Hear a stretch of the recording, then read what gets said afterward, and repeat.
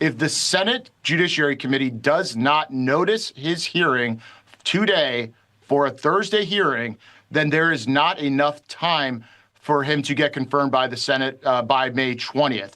So the Senate has a choice. Either they can reject President Trump's law and order mandate man by letting him time out, which then could lead to a fact pattern where Judge Boasberg gets to pick his replacement. So will the Senate confirm Ed Martin as the D.C. U.S. Attorney? Like Mike Howell said there, they do have until May 20th. And if they don't, Judge Boasberg, as Howell said, will make the decision. And he's, of course, the judge that was going through and blocked Trump's use of the Alien Enemies Act to deport all of the illegal immigrants. So here with more is our guy, Chris Bedford. So is the Senate, are they actually going to move on this? Are we going to get Ed Martin or not, Bedford? Oh, it's hard to say right now. So here's what's going on. It's Monday, which means the Senate is just getting into town. They may be hammering in around 5 p.m. or so, but the senators are just getting here late afternoon. It's unclear yet whether this just fell off the radar and it wasn't paid attention to, which would be a mistake, a big mistake, or whether this was the Senate just trying to passive aggressively ignore one of Trump's appointees, one of his favorite appointees, who has been very vocal on a number of controversial issues, whether it's January 6th prosecutions or Soros Democrats or anything else. Now, that would be classic cowardice if it was the latter. Democrats are screaming things like this is unprecedented. But I can tell you firsthand, as someone who was driven from the district after living there for almost 20 years, that politicized prosecutors is the bread and butter, the invention in this country of Democrats in recent times, where the D.C. prosecutor was completely ignoring attacks on police officers, where the D.C. prosecutor was ignoring gun crimes, with the police chief out in the street begging, saying, please help me. I'm picking these guys up with the illegal guns. I'm picking them up days and weeks later on murder charges. And I had them in my hands, but the prosecutor wouldn't do anything. Instead, the prosecutor's office was entirely focused on January 6th. So this is not unprecedented to have someone who has some political thoughts and some political tweets in this post. It's something the Democrats began and Republicans should not be afraid of, especially when you're actually seeing the sorts of results that Ed Martin has been getting on actually bringing forth prosecutions. I've seen the morale amongst DC police change. It's kind of like nature is healing. I mean, for years in this city, you could say, hey, I was just hit by somebody who looked like they were in a stolen car with the plates ripped off, brand new, slammed it into me, high to their mind, hit a U.S. federal truck. This really happened. A post office truck, again, and then sped off. And the cops are like, what do you want me to do? And they're probably gone by now because they know that there's not going to be an arrest. Well, I don't know if that's technically illegal, that sort of stuff, because they know it's not going to be an arrest unless you personally press charges, which is a big pain in the butt for a lot of citizens to do. That I've started to see change. I've seen police really stepping up enforcement. Now, I don't know how much of that is exactly due to Ed Martin versus how much of that is due to other changes that are going on in DC politics and the general backing of the blue that didn't really exist at all for a couple of years, but it is noticeable. Now, pressure campaign has been sudden. I mean, you just saw Mike there, a great friend of the show, talking with Fitton and Bannon about this. You see it starting to blow up on Twitter, starting to make the rounds and text messages and signal chats, the favored means of communication in Washington, D.C. And there's nothing publicly known yet, but I have heard from sources that I've reached out to that Grassley and the Senate and Senate Committee Republicans have put together some quick meetings for this evening with different senators who wanted to actually talk to Ed Martin, which makes me think either one, they're spooked by that campaign, or two, they legitimately just forgot about this. It was a total scheduling screw up. But there is actual movement tonight. There's no tweets going out so far. There's nothing confirmed. And we could find out very shortly if this is actually going to happen, or if Judge Boasberg, who is a very political anti-Trump Skeletor creature, is actually going to be in charge of who gets Trump's appointment. Chris, it's unbelievable, how the campaign started against Martin when you just had almost every left-leaning person in the country come out and castigate him, start throwing rocks and bricks in his general direction.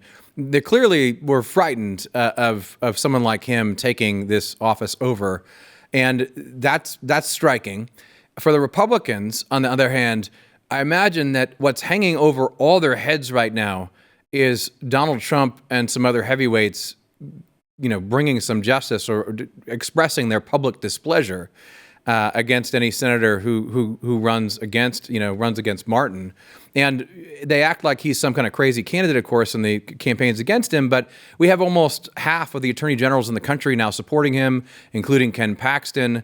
And I'm just wondering how much is this is resting on the president getting involved? I think the president getting involved would be huge. I don't know. I mean, it's going to take somebody having to call him up and I'll go to him and say, I need you to make some phone calls. And hopefully he doesn't actually have to waste his time on this sort of thing. This is just another example, too, to your point, Matt, about how the culture of Senate Republicans hasn't really changed, even if the voting habits have. They still act like controlled opposition in so many different ways. They still let Democrats run completely roughshod over them literally trying to prosecute and put President Donald Trump in prison, putting Steve Bannon, we saw a minute ago, in prison, putting others in prison, Peter Navarro in prison.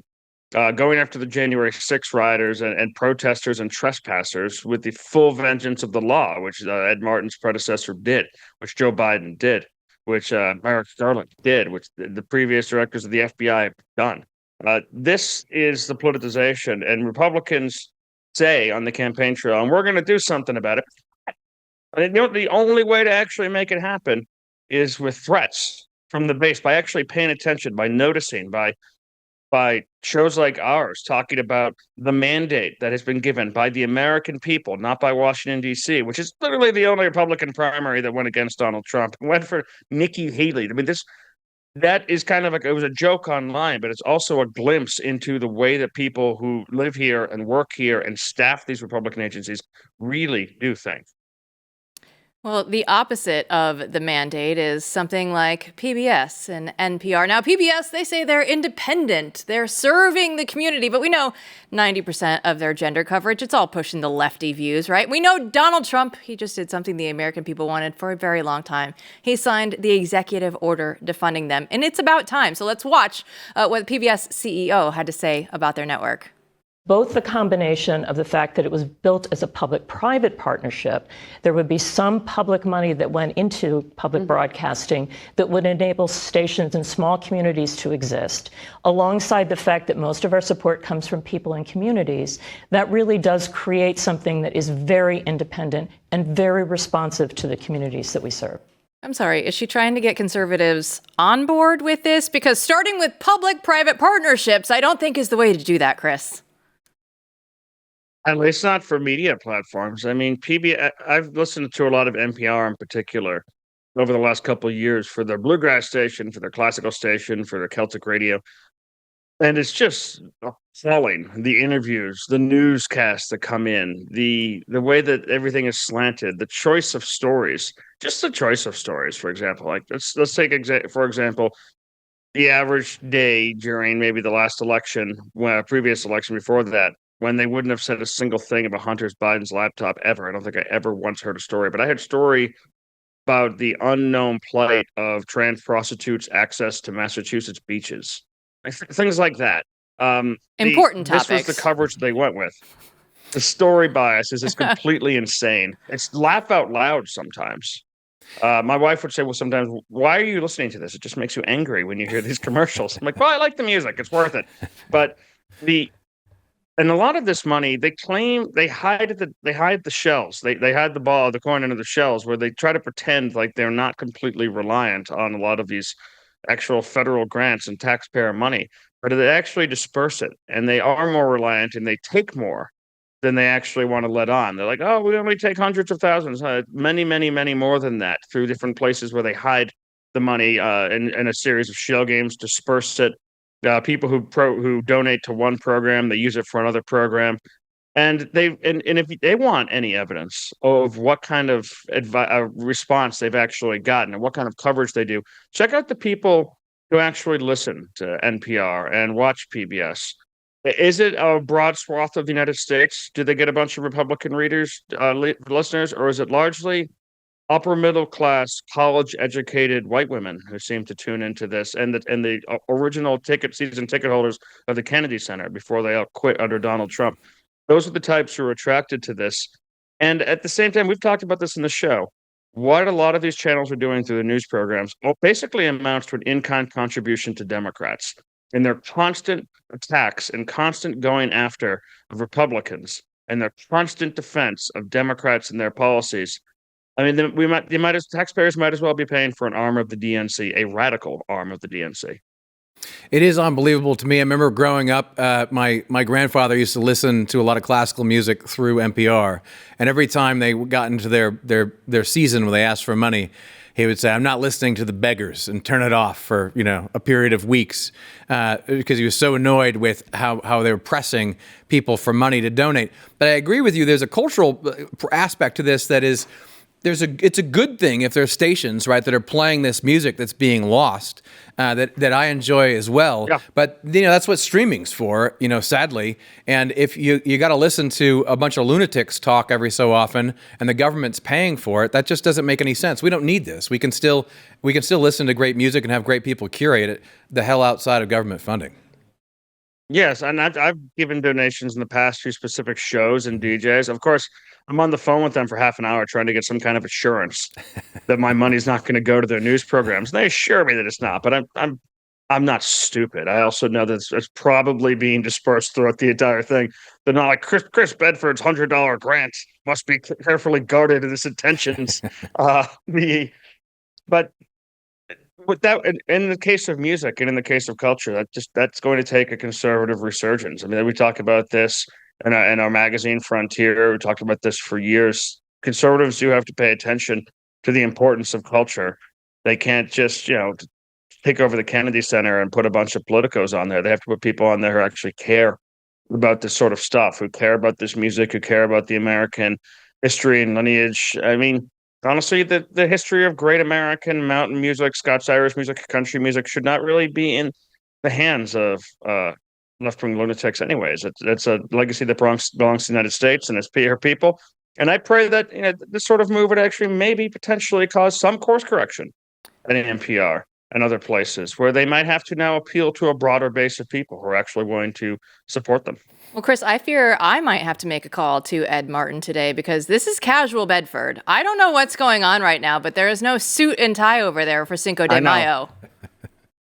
It is, why? I was coming downstairs, the baby was hollering, she just let out the most adorable burp. I don't know when girls stop doing that, but we're not yet at the age where they've learned to stop doing that. And my wife's got tacos on the slow cooker and tortillas out, and the kids are outside with bicycles. I'm about to run outside with them, and I said, you know what? Casual. We're going full Matt Peterson today. That's perfect. And even he would wear a coat. I'm the best dressed person, or the most dressed up person on the show. But I see you're repping the old school Izod. I was about to say something about it too, but then I saw that. I'm like, oh, nice. Good work. Good work. Oh, yeah. I mean, I listen to the music that Grandpa listened to, wear the shirts that Grandpa wore. That's perfect. That's the vibe we're going to have for Cinco de Mayo.